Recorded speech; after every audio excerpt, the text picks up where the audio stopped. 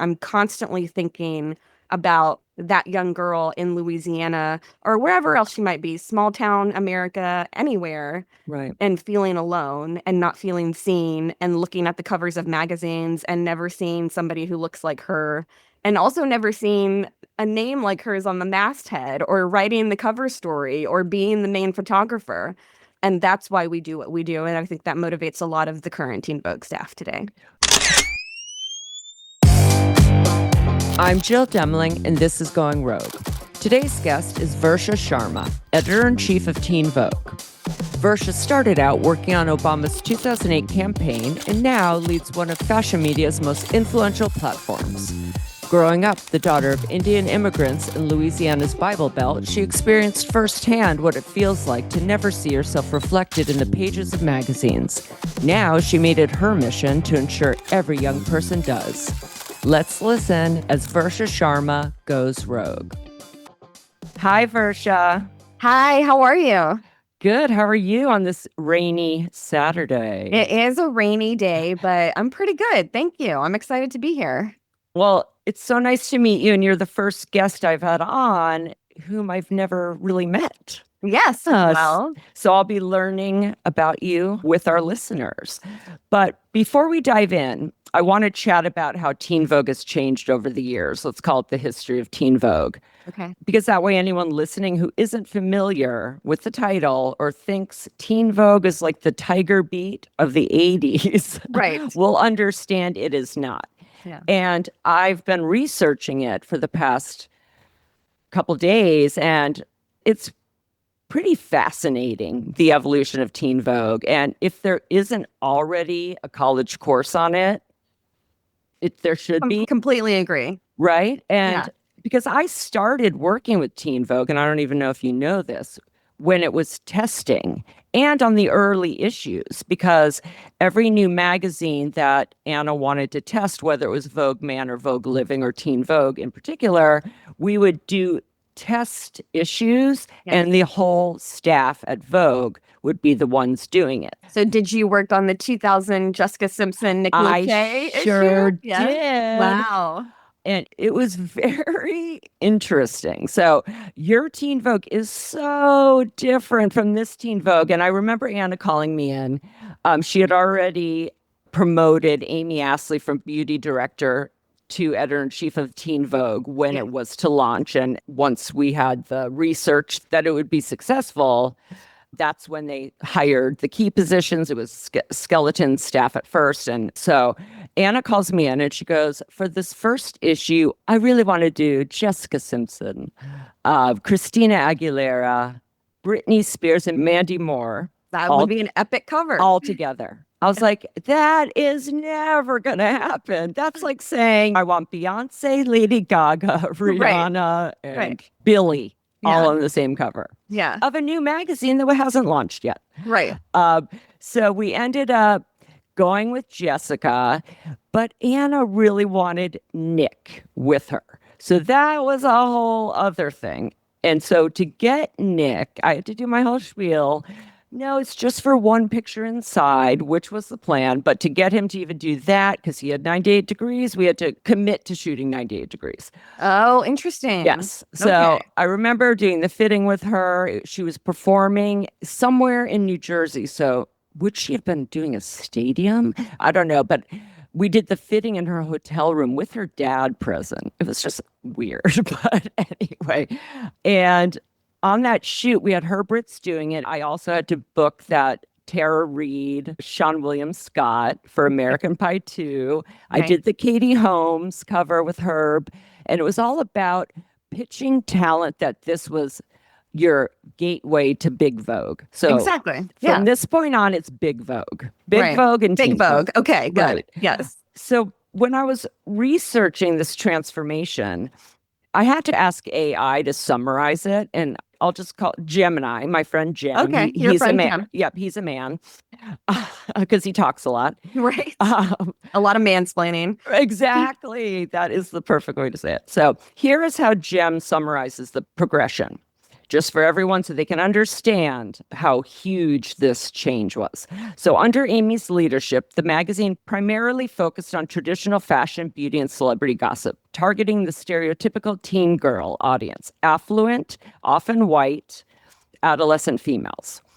She helmed the magazine for over a decade. When Elaine Welteroth, Philip Picardi, and Marie Suter took over the editorial leadership of Teen Vogue in May 2016, they were credited with a profound and transformative reimagining of the publication. So Elaine's 29 at this time, Phil is 24, so much closer in age to the reader of Teen Vogue, whereas Amy was 48 when she left. So they were taking over from a 48-year-old woman. So this youthfulness allowed them to more authentically understand the concerns in language and media consumption habits of Gen Z and young millennials. They weren't talking down to their audience. They were speaking their language and reflecting their lived experiences. This was crucial for building trust and credibility with a generation that values authenticity and skepticism towards traditional institutions.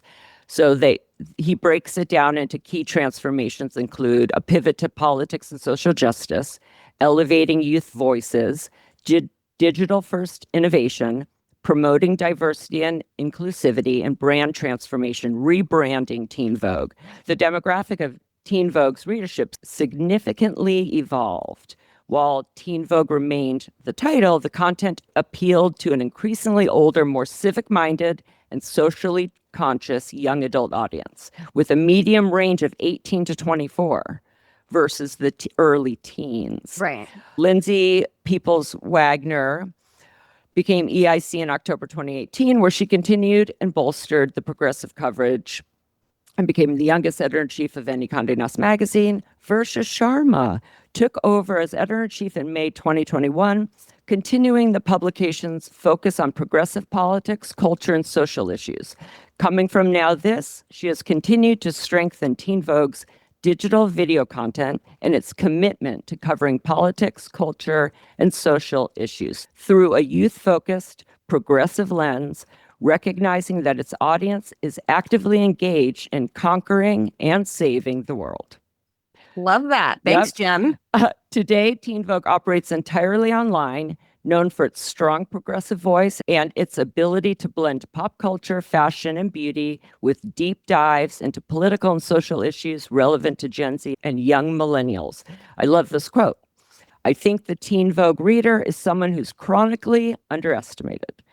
So it often feels very appropriate that Teen Vogue as a publication is chronically underestimated. That was you. Exactly. Yeah. Yeah. So before we get Absolutely. into your life, what are your thoughts about this? Did you read Teen Vogue back then? Do you remember the shift happening? I appreciate the thoughtful approach to the actual history of it. I also have to say I have a large framed print of that Jessica Simpson Nick Lachey cover in my office. So I have all yes. And I I have remember all of Paul these Walker. I did covers. Paul Walker. I interviewed him in his home. Oh, wow. It's crazy. Wow. I love that. I do actually have old copies of the magazine as well as the prints on the wall. Yeah.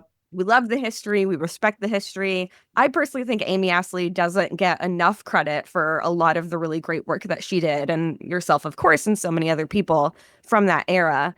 But I was aware of Teen Vogue as a teen and a young woman, and I did read it, and I loved it. And I absolutely remember the 2016 embrace of progressive politics and this very unapologetic point of view. Again, this is when I was at Now This. So we were building something very similar, just it was pure video, all social video first. But I remember that because obviously 2016 was such a pivotal election for America and the entire world, certainly for our generation. And it was good to see Teen Vogue coming out strongly pro-democracy, strongly progressive, strongly representing their own audience. And we were doing the same kind of work at Now This. So I remember that. I remember the profile that Phil and Elaine ended up building. I remember looking at Elaine when her first book came out and thinking oh my God, she's so glamorous and cool. Being EIC of Teen Vogue seems like a dream job, but it seems like a long shot for me. And that really is what I believed when I first applied. Really? I thought that it was a long shot. Where you were working. We're going to talk about this, but you were beyond qualified. That's so interesting. I appreciate that, but I do believe that. But I also believe I am the first EIC to not come from the fashion or beauty space. And that's very different for the magazine Right. and for a Vogue title. And we do it all, and I'm passionate about it all, and I love that we do it all. But it is different, right? So that was Yeah. one of the reasons why I was like, maybe I wouldn't quite fit in that world, or maybe they wouldn't think I was the right fit, but I'm so grateful that they do. Yeah, well, we're going to get into that because I actually want to talk to you about that decision. First, let's tell the listeners how you even got there. The first. Yeah, So, you've spoken about growing up in Alexandria, Louisiana, that's as right. the daughter of Indian immigrants and how being considered other deeply shaped your passion for representation. I recently spoke with Carla Martinez, who's the EIC of Vogue Mexico, and another daughter of immigrant parents. And she shared an experience where someone questioned her ability to succeed in fashion, saying something like, how does a girl from El Paso come to move to New York and want to work in fashion? Could you talk a bit about your formative years, including your parents, their initiative in forming the Central Louisiana Indian Association, which is incredible? I get I love chills. that. I love Yes. that you have that in your research. I've done a lot of interviews. You're the first person who's ever asked me about this. Really? I want to know how that incredible move on your parents' part influenced your path and perspective. And have you ever encountered similar moments like Carla described? Yeah, absolutely. I'm actually getting a little bit emotional about you asking that question because, as you said, it's so deeply formative of who I am today and, of course, who I was as a young girl. I wouldn't trade my childhood for anything. I love Louisiana. I'm a proud Louisianan. My parents, my sister, I have a lot of family who still live there. I love going back home to visit, but it wasn't a picture perfect childhood. And I think children of immigrants in the US, especially Black and Brown immigrants, it's a pretty universal experience. And Carla certainly had a Right. similar experience. So it's absolutely true that there were times where I felt othered at school, in social settings, certainly because of the color of my skin and the fact that my parents were Indian immigrants, but also we grew up Hindu. My parents are Right. Hindu and they raised me in that religion. Louisiana is in the Mm. heart of the Bible Belt, and there are Southern Baptists everywhere and very religious Christians, evangelicals Yep. who very strongly believe what they believe, and attempted to convert me and my family several times. I'll never Ah, forget it was Diwali, which is the Hindu festival of lights. which we Uh, love here in this house. Yeah. Yes, yes. And in New York, another wonderful thing Mhm. about New York, it's a public school holiday now, which is Mhm. amazing. But it is like Diwali, the meaning of Diwali is the triumph of good over evil and lightness over dark. That's what we celebrate.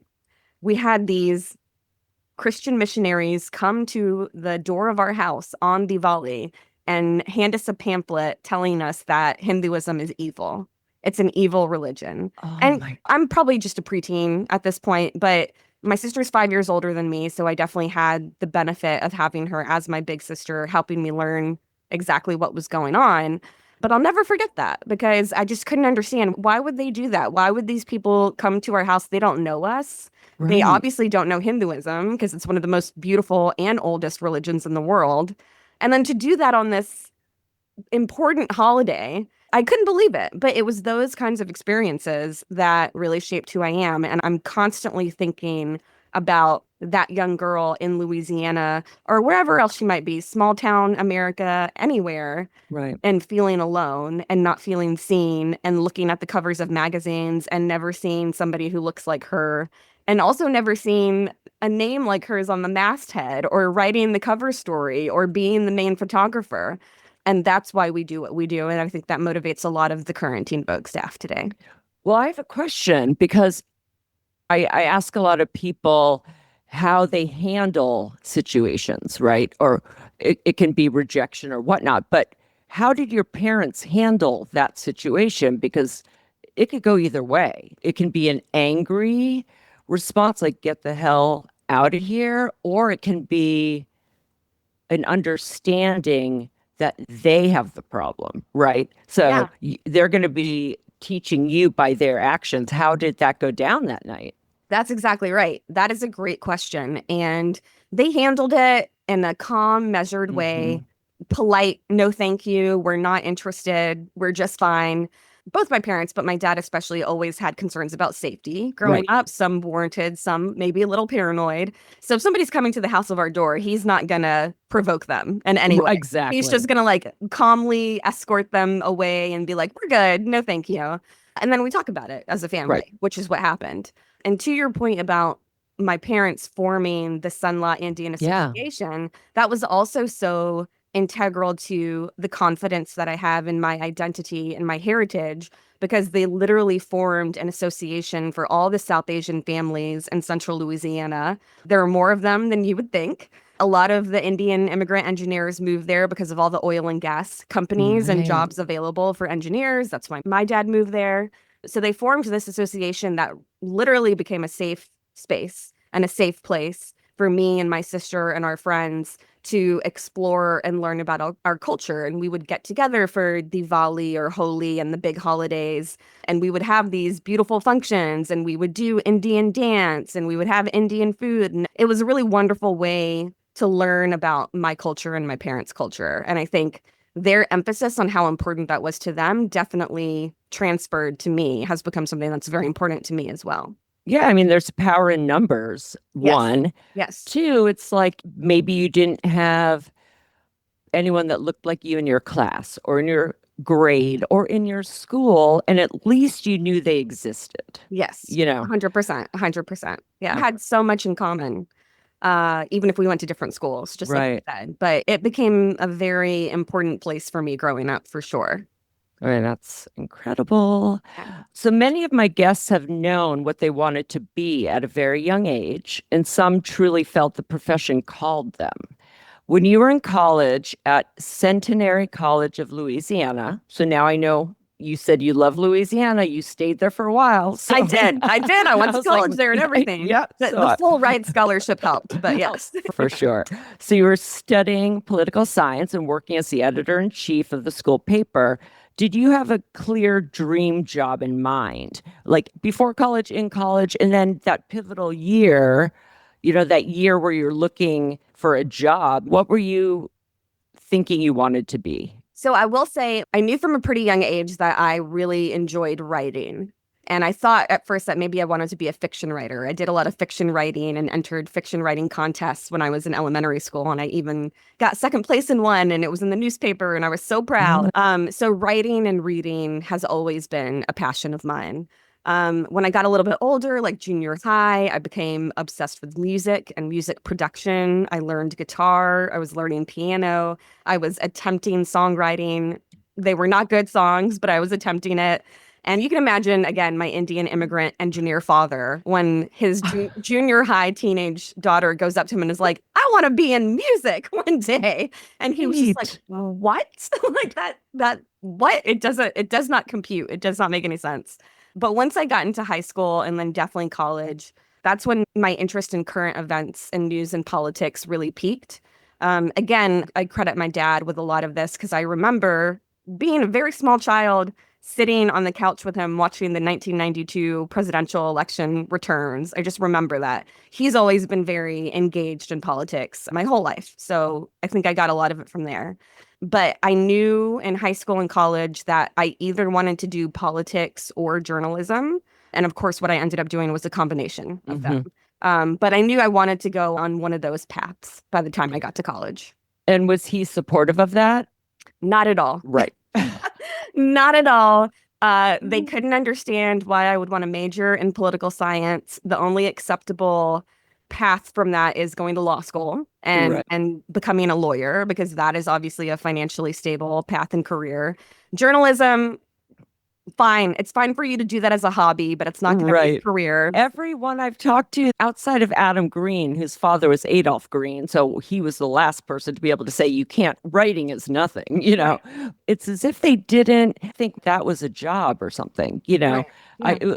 But the same thing happened where I went in as a math major Oh, and wow. my mom's like, what do you want to be, an accountant or an engineer? And I was like, Yeah. neither. She's like, Yeah. then why the hell are you majoring in math. I know from experience that that first year out of college is a very stressful one, but a very formative one. You're on your own. The expectation is that you're off your parents' payroll and you are to get a job and Yeah. become an independent member of society. You ended up staying in Louisiana and you worked for Obama's 2008 presidential campaign. You have described it as a very unique experience, especially to get to do it in Louisiana. So I'd love to hear more about how that happened and about the transition fully to journalism, eventually landing a great job at Now This. You said you'd rather write about politics than be in politics. Exactly. So the 2008 presidential primary was my spring semester, my final semester of college. So again, as a political science major, something I was paying a lot of close attention to. My like senior thesis paper was how Barack Obama and Hillary Clinton were treated differently in the media and just evaluating and Oh, measuring that as much as wow. possible. I'd love to read that. I'll see if I can dig it up. Actually, I haven't read it for a long time, so that It's probably is good. interesting. Yeah. I was all in for Obama. Obviously, he was a transformative leader for young progressives and definitely young progressives of color. So I graduated college and I actually got a job as a field organizer on the campaign in Pennsylvania. So hugely important swing state, critical. I was like, oh my God, this is perfect. This is what I want to do.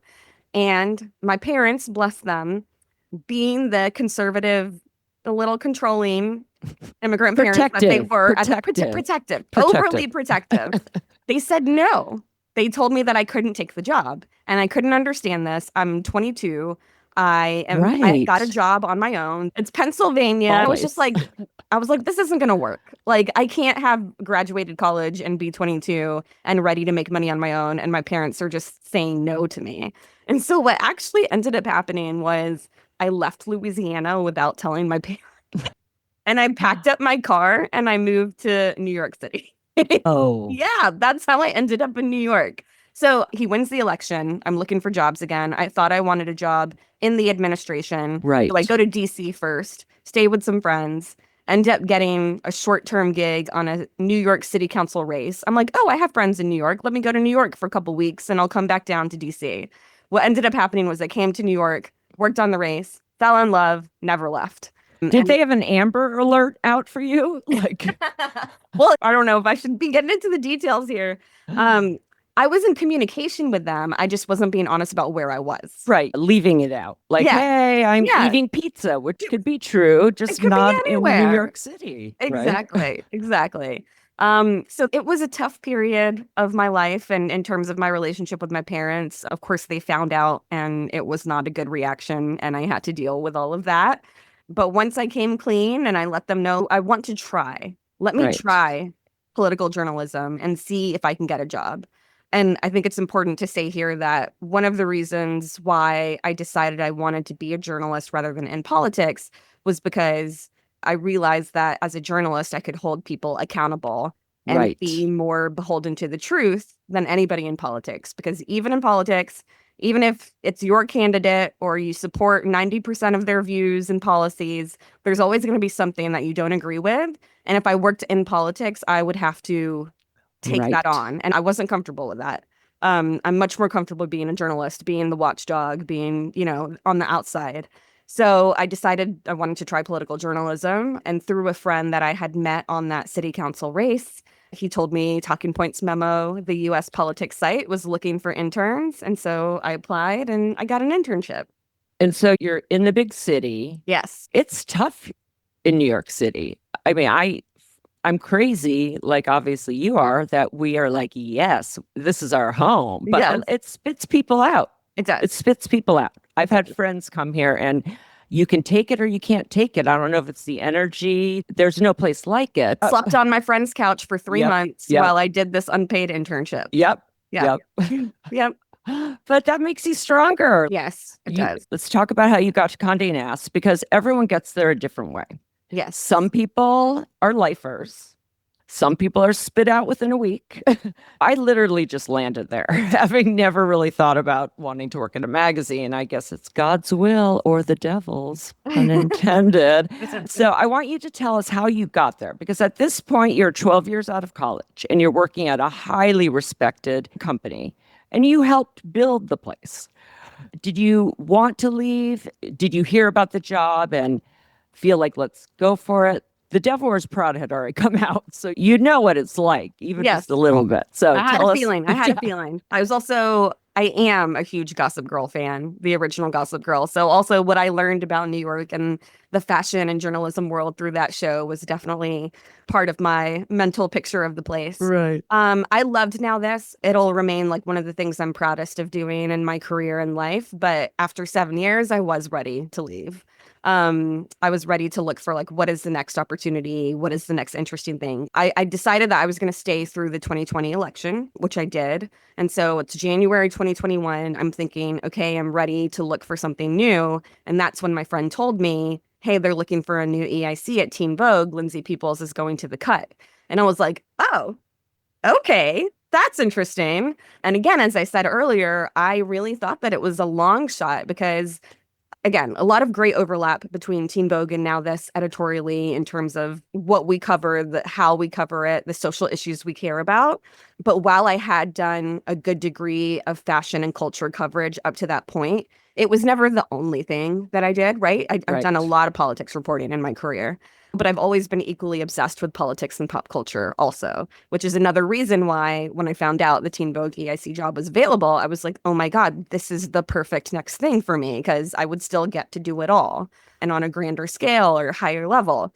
So I applied. I thought that it was a long shot, but through the interview process, I met a lot of wonderful people who were working there at the time, and it all ended up working out. Well, let's back up because there's someone in between you and Lindsay. Very briefly. Right. You're coming after a highly publicized controversy. And I can only imagine it's already stressful enough to interview, but I would think at that point it would be like, I don't know, trying to get a pass to the White House or something. Oh, yes. Condé Nast took the interview process very seriously. Oh, of course. They were not going to have another situation. So what was that actual process like, or even just the interview with Anna? Because everyone remembers their interview with Anna. Well, because of the timing of my job interview process, which was spring 2021, not even a full year after the pandemic started, I had the advantage of my first interview with Anna being over Zoom. It was not in person. It was actually over Zoom. Oh, that's so much better. Oh my God. And when I went for the first in-person interview, that was still an intimidating experience for sure. And I do remember I wore a pink floral Kate Spade dress. Good. And I think she liked it.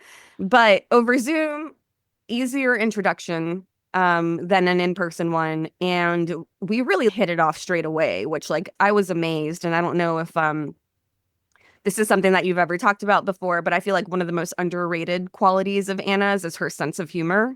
Like, it's the best. She has this very dry, very British. Oh, her one-liners. Yes. Her one-liners. That's why when I did the Amy Schumer cover, our video concept, Amy wrote it, was having them swap lives for a day. And we had her do stand up and we had to fill in the audience. Yes, she was brilliant. I have to go back and watch it. But she's very funny. And that came through in the first conversation. And we talked about Teen and we talked about Now This. And it was a great conversation. So I was lucky that was the first kind of interaction that I had with her. So it softened the intimidation of having to meet her for the very first time or speak to her for the very first time in person. Because at least at that point, I was like, okay, I've had a good conversation with Anna Wintour. I can do this.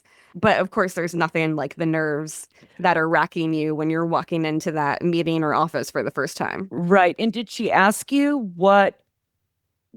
how you would take Teen Vogue moving forward? Did she ask you what your goals were for Teen Vogue or anything about what you felt you could do that hadn't been done? Yeah, absolutely. So in that first conversation, we talked about exactly that. And I think a big part of my appeal was that I was coming from this video first company Mm. where we had just had incredible success in social video and on YouTube and across all of the platforms where young people are spending their time. And I was surprised at that point in time that Teen Vogue didn't have a more robust video presence. I'm sure it was a question of strategy and resources on all The of whole these things. company. The Yeah, whole company. exactly. Yeah, we're Exactly. behind. But in 2021, Roger and Agnes Chu, who was the head of Condé Nast Entertainment at the time, they were really focused on video. Yes. And Anna was very focused on video, and especially for young people, because everybody knew by that point that's how young people are consuming content.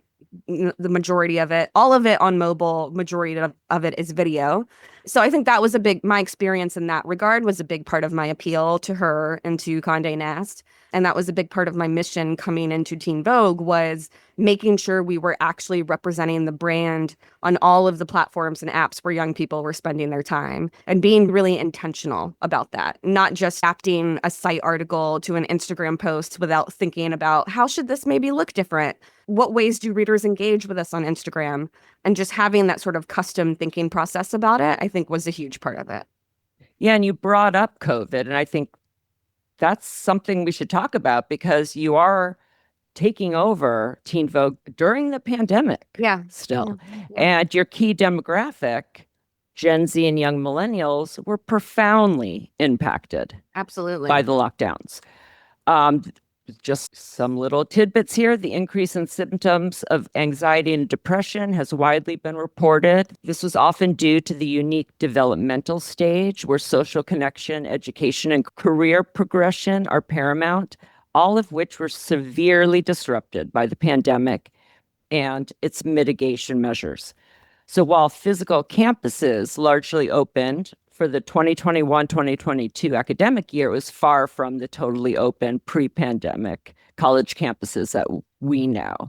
So it's the new normal, but there's nothing normal about it. Nothing normal, exactly. Right? So I'd love to hear about those early weeks in the position and if the COVID situation was something you consciously thought about when taking over the magazine. You're already digital first, but still thinking about their emotional state of being too. Yeah, I was absolutely thinking about that going into the role. And it was also a challenge internally because I was taking over as EIC of this brand and having to rebuild trust with a team Right. that was upset with the controversy that had happened Right. over Zoom, right? Like we weren't back Right. in office at that point. This all And it's hard happened. already to Yeah. be the new editor-in-chief coming in. It's a huge challenge, period. And then Period. also having to do it over Zoom and Slack, which we were using, was also a challenge.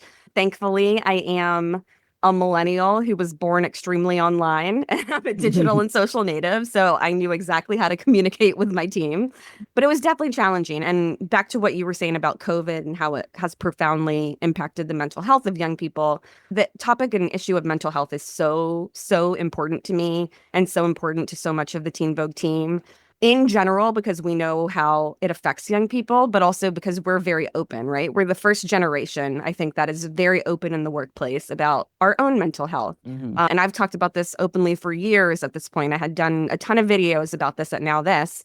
I have dealt with depression and anxiety for the majority of my adulthood. And so I talk about that all the time. And I talk about what that means and the challenges and how I cope with it. So that was definitely top of mind for me coming into the role. And then it was also 1 year after the George Floyd protests at that point. Right. I started in May 2021. And my first editor's letter was about those protests and the 1 year anniversary, and specifically about Darnella Frazier, who was the 17-year-old young girl who filmed what happened with George Floyd and those police officers. Wow. The reason the world saw that video is because of a 17-year-old girl who pulled Wow. out her cell phone and filmed probably the most horrifying thing she's ever seen. I didn't even know. She did it People to- should know her name. Yeah. Exactly. She did it to document it, to witness it. Like the way that those protests spread across the US and then the globe wouldn't have happened if we didn't have that video. Right. And during COVID too. And during COVID. Against lockdowns. Yeah. Another whole level to it. Yes, absolutely. So to me, Darnella was like the perfect kind of person to write about because she's emblematic to me of what we ask of young people, which is far too much. And especially when it's young Black and brown girls, again, like we ask far too much of them in America. But running a publication for those people for that generation that is going through so much, I think is an awesome responsibility and something I'm very honored to be able to take on. Wow. That is a lot. It's I a mean, lot. It is a lot. you are mothering a group of people that are your same age almost. Yeah, It's I like am. the I love saying I'm the big sister to all of these Gen Zers. I love yeah, being the big sister to them. yeah. So, I yes. mean, I know it's funny. I was listening to Andrew Bevan's interview I did, and he worked during the old days of Teen Vogue where he was Okay. at a party and this 30-year-old woman was like, "Are you Andrew Bevan from Teen Vogue?" And he's like, "Yeah." And she's like, "Oh my God, I love you so much." But it's just so funny because at that time, he was the one wearing the bright suits and going to mall Mm, fashion shows, you yeah. know, Yeah. but both him and everyone that works there now, they had a responsibility Yes. still, right? Yes. But just in Absolutely. a totally different way. Yeah. The big gay brother. Yeah. Right. So Right. it's just Exactly. funny. Exactly. I know you have said that securing the cover story with Vivian Wilson, the 20-year-old trans daughter of Elon Musk, was a coup because many outlets wanted to speak with her. You highlighted that Vivian chose Teen Vogue due to the publication's authenticity with young people and the trust in our reporting, especially of marginalized communities, especially of the queer community and the trans community. Any other highlights, proud moments there, anything coming up that you want to alert the listeners to get ready for? Oh, that's a great question. I'm very excited about Teen Vogue Summit this year. It's usually been in November, but we moved it up to September this year to coincide with back to school, which is a huge moment for us and our audience. And Vivian is actually coming to Teen Vogue Summit, so Wow. very excited for that. She's one of our She's speakers. gorgeous too. I'm She's, just obsessed with her and her hair. I know her hair is incredible, incredible. I love her videos, her TikToks. She's so funny. She's Yeah, so good. she's Yeah, she's great. amazing. Natural, just a natural model. Yeah. The cover shoot that she did with us was the first photo shoot she's ever done, and she Oh, just killed it. She was just yeah. absolutely amazing. So definitely made for it. But I'm excited about Summit. The girl group Cat's Eye is coming. Oh, They're our current cover stars, and we yeah, love I saw them. And that. and they're really having a huge moment right now, which is very exciting. Do you have a dream cover star that you haven't gotten yet? Ooh, that is a good question. Yes, will it impact me if I say who it is? I don't know. Or in general, yeah. Some of my highlights, we did a cover with Representative Maxwell Frost, who's the first Gen Zer to be elected to Congress. That was a great cover. Love that story. Yeah. And then we had the Heartstopper Boys on the cover too, which was a great one and one of my favorites. And both of those actually won ASME Reader's Choice Awards, so that was great. Amazing. But you know what? I feel like I can put it out into the universe. My dream star, and this is a couple years from now, given her age, is to be Blue Ivy's first cover. Yes. Yes. That's what I really want. And again, the Carter Knowles family has a great history with Teen Vogue. Beyonce was on a cover in those early years. Solange has done one. I did one with Solange's son earlier this year. We have a new franchise called Teen Vogue Moment, and he was our moment cover. Joel Smith, young model and emerging fashion designer, and he's wonderful. So we love that family.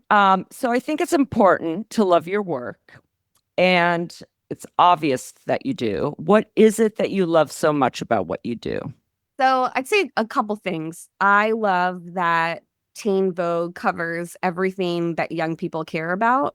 And post 2016, that means we're really intersectional, like we've talked about with the turn to include more politics. Like young people and people of all ages can and do care about fashion and politics and culture. It's not that you just care about one of those things. And so I love that at Teen Vogue, I get to cover all of that and be a part of all of that because I do love fashion and I've been very passionate about it. And I've learned so much as EIC of Teen Vogue about the industry, and I can't wait to learn even more. But getting to support young talent in those areas is my favorite part of the job. We have our Generation Next Young Designer program where we've made it a contest in recent years where recent graduates or current students can apply to be part of our Generation Next program. We pick 6 to 7 young designers every year who get a cash prize and mentorship, usually an ability to show something on display at Teen Vogue Summit, definitely on the site and our socials, and seeing what incredible talent there is among young people. And of course, the very diverse pool that there is as well Right. is really exciting. I know this is hard, but you have answered this, whether you know you did or not. But what do you think your superpower is that makes you so good at what you do? I think my superpower is embracing my differences and realizing how important they are to who I am and how celebrating our differences actually brings us closer together and how important that is. And I just think it's been a source of insecurity at times in my life, for sure. It still is sometimes. But I think for the most part, I'm very confident in who I am and how I got here and all the different facets of culture and family and society that made me who I am. So yeah, like to tell people and to tell young people in particular that being different is a good thing. That's your superpower. Show Yeah. why it matters, right? And I think where you are now, it's a big thank you letter to your parents too. You know? Yeah, absolutely. Um, I know you don't have plans to leave Teen Vogue anytime soon, but what work do you feel you have left to do? Or I have a lot that I still want to do at Teen Vogue, and I'm hopeful that we can accomplish it. One of the things I think you'll appreciate is bringing Teen Vogue print back. yeah, Because increasingly more and more people talk about this, but it was last year, at least an underrated trait of Gen Z, which is that they actually really like print and they will pay for it, right? Yeah. And it's fascinating to me and it makes total sense with the way that they've grown up and everything we've talked about with COVID and everything else. So I would really love to make that happen, and hopefully we'll make that happen in the next year. I also would love to expand Teen Vogue more globally. We're largely based in the US and focused on the US, but of course, young people are everywhere. Yes, these are and great ideas. Have stories to tell. Okay, so at the end of each episode, I ask my guests the same 7 rapid fire questions. Oh, okay. It's this or that. Okay. Super easy. Okay. Okay. AM or PM? AM. Of course, you have That's- a 2-year-old. I was going to say that's changed. That's since I became a mom. It would have been PM before. And you get emails from Anna very early, trust That's me. true. I know. Text or talk? Text. Uber or Subway? Subway. Book or film? Film. Sweet or spicy? Spicy. I'm Indian. Yeah, yeah. Spots or stripes? Spots. Top or bottom? Top. Awesome. This was so Yay! fun. It was so fun. Thank you so much for having me. Thank really had you. such thoughtful questions. I appreciate it. Thank you. I feel like I know much more about you than you know about you. Yeah, maybe. Okay, that's our show. Thanks for listening to Going Rogue. And be sure to like and subscribe. Today's show is produced by me and Maddie Rosenberg at Radio Free Rhinecliff with assistance from Maddie Kelly. Special thanks to David Vo for our great graphics and Taras Romanov for our epic theme music. See you next Friday.